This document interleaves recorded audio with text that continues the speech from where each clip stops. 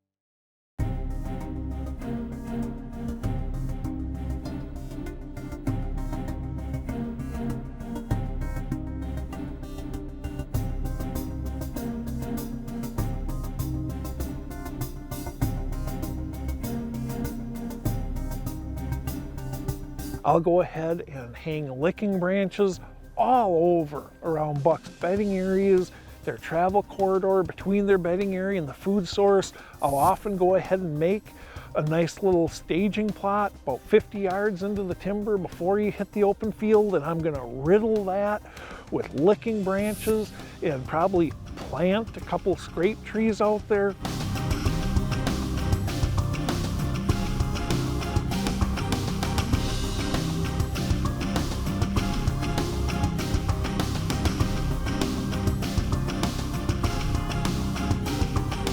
Mock scrapes can get bucks to waste extra time on our ground, keeping them on our side of the fence and keeping us in the hunting game.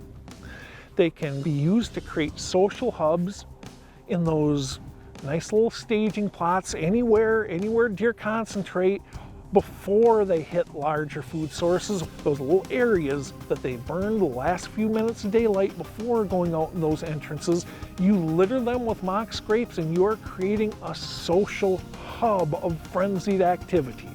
One of the misconceptions about mock scrapes is that only immature young bucks are going to work them. That's not true. When you have your cutty-back camera photos and you're looking at them and you see a lot of young bucks, a lot of yearlings, 2-year-olds working these mock scrapes, normally those mock scrapes are the ones where the young bucks are going to be, on the edges of food plots, on the edges of fields, on the edges of the cover, in the wide open areas, where they're most likely going to be roaming throughout the day. Mature bucks like to stick to their core range, and that normally means the thicker cover. Not always, but a lot of times. And that's where you want to place these mock scrapes to get a good census on the older bucks in your herd. You know, Charlie Alsheimer taught us a lot about deer behavior during the rut. And one of them was using mock scrapes to bring this behavior right in front of your cameras. The key that he taught us, that overhanging licking branch, has everything to do with a scrape, whether it's a mock scrape or a real scrape. That overhanging licking branch is the #1 key to any scrape. Bucks are going to come to that licking branch and they're going to deposit chemical signals. A lot of those chemical signals in saliva, in urine on the ground, and in preorbital scent. That's in the corner of the eyeball. Think of it as the tear duct. When you watch a buck work a scrape, that's where he's depositing most of that scent, and that scent is what's going to be the key for other deer when they come through that area. They're going to want to check it out and check in, so to speak, to see what other deer are in the area. All things being equal, all deer are going to use that mock scrape throughout the year. They're going to use that licking branch. Could be does, could be fawns, could be bucks. That's something we learned through research. Not just bucks use mock scrapes. When we come back, we put these mock scrapes to the test in Illinois as we join Steve Bartilla on a management hunt with his daughter Beth. Happens to be a field in the very back corner, hidden in the middle of the woods, and I went ahead and planted a scrape tree. When we return. Land of Whitetail is brought to you by Cuddyback. CuddyLink, 16 cameras, 1 cell plan, $10 a month. By Thompson Center, America's master gunmaker. Get armed and deadly with Easton FMJ arrows. And by Matthews Archery.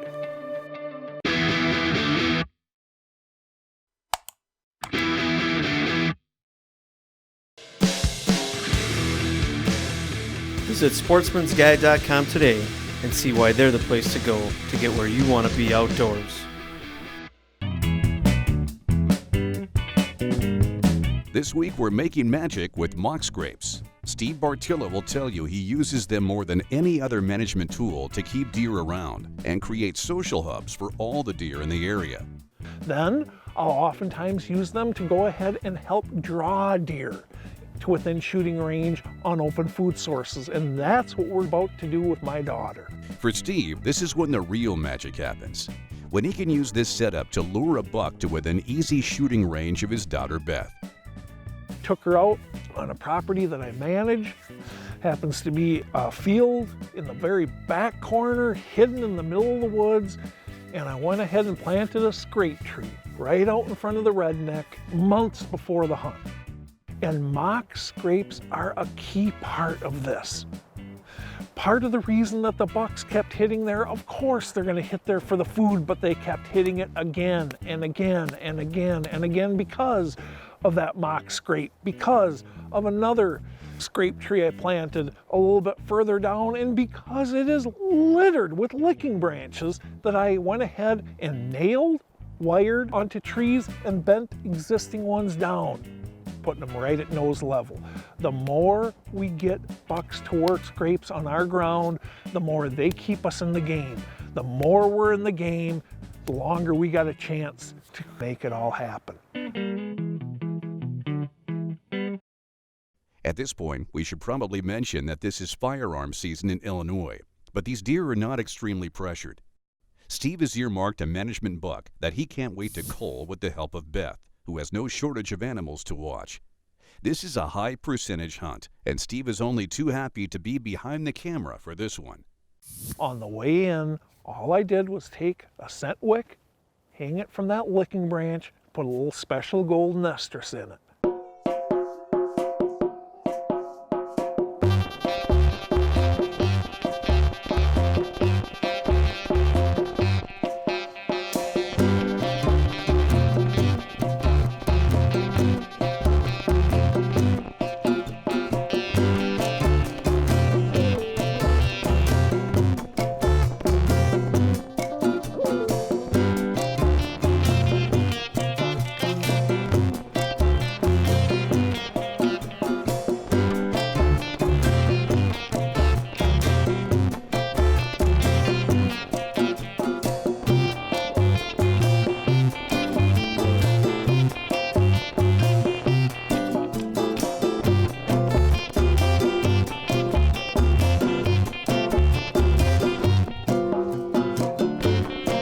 You can only imagine how absolutely thrilled I was when one of the management bucks that we needed to get rid of happened to walk up and start working that licking branch with me and the daughter sitting 20 yards away.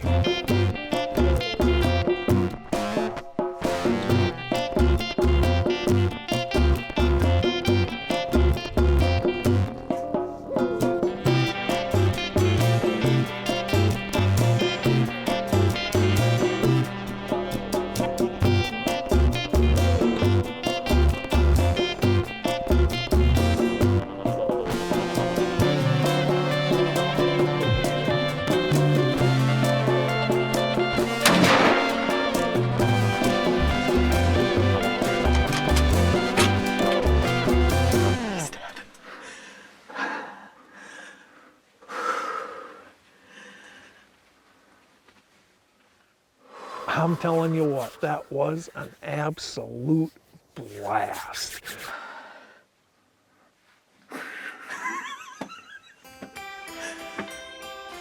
She makes a great shot on the animal. It runs about 50 yards, piles up. We scurry down, slap a tag on it.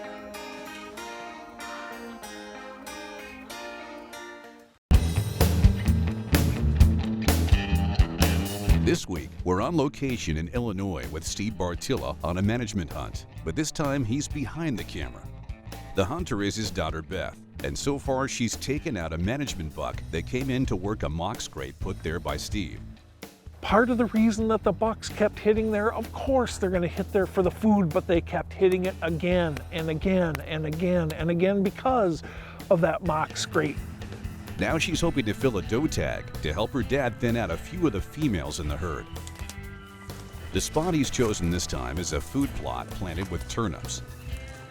It's adjacent to a cornfield, and of course, once again, Steve has put in a mock scrape with a licking branch. And that is the key. You put a licking branch at nose level to rutting bucks in the right place, and they're going to work those scrapes. It's gonna happen. The crops have fared well here, so it shouldn't take the deer long to show up. Beth, here comes one.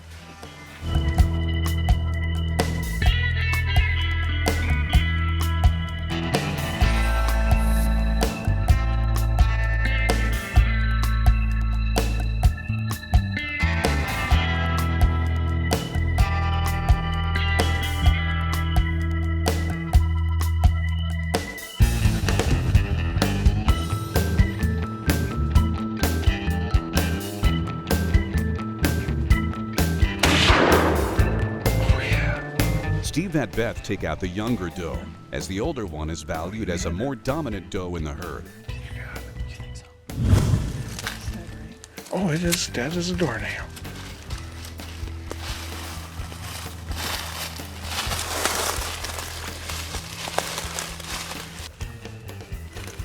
Just wrap it around. Yeah, right around there.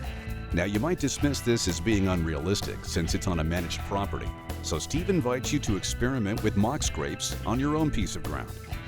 Go out there, play around. At first, you don't even need to use the scents. Just experiment with getting that licking branch in the right place. Once you got that down, then consider going out and buying some scrape drippers and filling them with some golden scrape. That's just going to take the effectiveness up 2 or 3 more notches. I go ahead and I save the Magnum scrape drippers and the golden scrape for the stands that I'm actually planning on hunting. On the rest, whether I'm just trying to inventory the deer, whether I'm trying to get them to waste their time there, or I'm trying to get them to create a social hub out of this area right here, the majority of them, all I've got is a licking branch right at nose level. And that is the key. Add it all together and it's a thing of pure beauty. You know, you might have read my blogs or columns in the magazine where I say I'm an equal opportunity deer hunter. All I mean by that is I love to go deer hunting no matter what's in season. Whether it's with a crossbow, a regular bow, shotgun, muzzleloader, rifle. To me, it doesn't matter. It's all opportunity, and we all should embrace that, no matter who's going hunting. Today, I'm hunting with a crossbow, and these are not guns. I don't care what anybody says. Some people call them cross guns. They are bow and arrow. Yes, it's delivering by a different means, but it's still sending an arrow, and you have to have proper shot placement to kill a deer. A crossbow is not a super easy thing to shoot offhand. As a matter of fact, I never ever want to shoot this thing offhand because just a little bit of flinch, it's just like shooting my regular bow. That arrow can be way over there, and now I'm looking at a gut shot deer or something even worse. So what I like to do, especially when hunting out of a blind, is always having a rest. Shooting off a window is fine. Shooting off of sticks, to me, is even better. Now I can make this doubly better by using a window and this shooting stick. Then I have a really solid front and back rest. But when I don't want to stick that crossbow out the window, which I usually don't want to because it's movement, deer might see me, I just set up my shooting sticks. What's really nice about these shooting sticks these days is they're really rock solid and they're adjustable. This one has a trigger on it that allows me to adjust it up and down to make just the slightest adjustments so I can get perfectly in line with my shot. So what I like to do is just have that shooting stick all ready to go. If a deer shows up, I just get my crossbow ready. Obviously I'd have it cocked, and then I would get my crossbow up and on the sticks, and I'd be all ready to roll. So once you're all set up, that's all you really need to do. You have your shooting stick ready. You can put your crossbow away until it's time for a shot. But in this situation here, what I would like to do is not only make sure that I'm steady and I can shoot across this field that I'm watching here, but I can actually reach in here and I can almost get this thing prepared to where I'm almost shooting off a bench.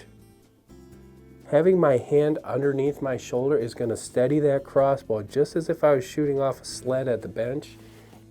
I don't like to leave anything to chance, so I have this thing rock solid. I'm going to put my crossbow away and I'm going to be ready when the moment of truth arrives.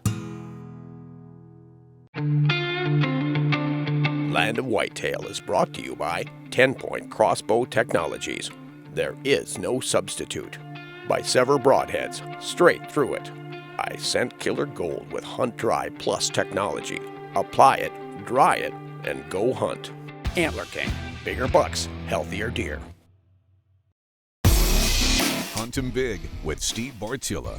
Whether it's this show, Hunt 'em Big, or our other series, Grow 'em Big, we end up talking an awful lot about mock scrapes. The reason? They're very effective tools that don't have to cost you a cent.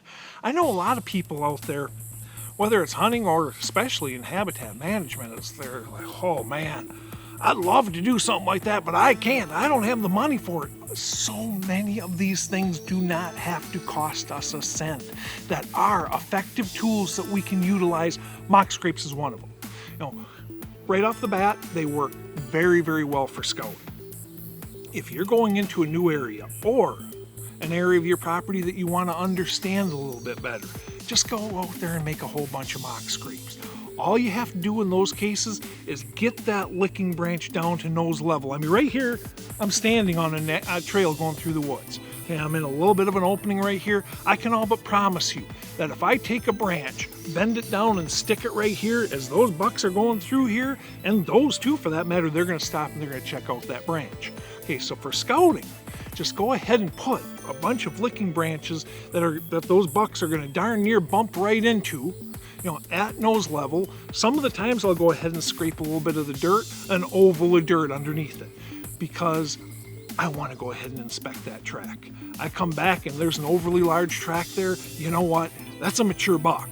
You go out to your hunting property, make 5, 10, 15, 20. Heck, I make over 200 mock scrapes a year.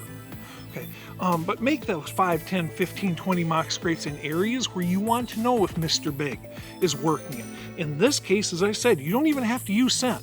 All you have to do is put that licking branch right there. And it helps to go ahead and create a little oval of dirt underneath it. You want to inspect that track size. That's all you have to do to utilize them for scouting. And I'm here to tell you, I've killed a couple bucks 100% because mock scrapes keyed me that, oh, there's a mature buck in this area. I might want to set up there. Next, from a hunting standpoint, you can use it to help inventory your bucks. Right now, when I'm filming this is July. Heck, I got sweat running off the tip of my nose as I speak here in the woods. It's mid-July, way too early to be putting out mock scrapes. I'll tell you what I did yesterday. I planted 6 scrape trees. When I'm talking about planting scrape trees, what I'm talking about is I'm finding a tree that when buried 2.5 to 3 feet deep in the dirt, you know, is going to have a licking branch right there at nose level to those bucks. Okay, now I've got to stand over here, so 20 yards out into this opening, 30 yards out into this opening, 25 yards, a known distance that you can easily shoot. I'm going to go ahead and dig that hole, and I will dig it 2.5 to 3 feet deep, and I will put that cut tree down into that hole, and then stuff that dirt in there really good. Go ahead and tamp it down very, very good, because you're going to have some rubbing going on in that tree most likely as well. Now, so really anchor it in well. Point those licking branches back towards the stand. So what does that do for me? Okay, right off the bat, I have a yardage marker out in front of my stand on that opening. Okay, that's helpful, because many, many times I don't have time to go like this. And you know what? I practice yardage estimation every single year, but being off by 5-6 yards can make a big difference. Okay, so I know that's 20 yards. That buck's standing about 10 yards. Okay, that's a 30-yard shot. Okay. Next, it serves as a focal point. Scrapes are essentially the whitetail's equivalent to billboards. Okay, it's meant to advertise information to as many other deer as possible. Okay, when that scrape tree is out in the middle of that opening, it sticks out like a sore thumb. When it sticks out like a sore thumb, the deer tend to gravitate to it. Is every single deer that comes out in that opening going to go over there and check it out every single time? No. No, it's not. But we're bumping the odds of them doing so by pointing the licking branches to the stand. What ends up happening is not only do I have a yardage marker, not only do I have something that's sucking deer to my location, but now when they work that mock scrape, now when they come in to work it, they almost always give you a good shot angle by pointing those licking branches towards the stand. And at the same time, when they're working that mock scrape, their attention is 100% away from you. So you got all day to grab your bow, slap an arrow in, come to full draw and let that thing fly. Focus is away. You don't have to worry about him busting you. Other deer certainly. So you start adding all that stuff up, and that really makes a big difference. On the ones that I'm hunting, most often, I will go ahead and hang a Magnum scrape dripper with them and fill them with either active scrape or golden scrape. I'll get 10 to 20% more activity at this mock scrape by having that scent and scent dripper there. Regardless if you're using them for hunting, for inventorying your bucks, or scouting, go ahead and slap a bunch of mock scrapes out there. Be creative. This right here is our most powerful weapon. The more we use it, the more success we're going to experience in the deer woods.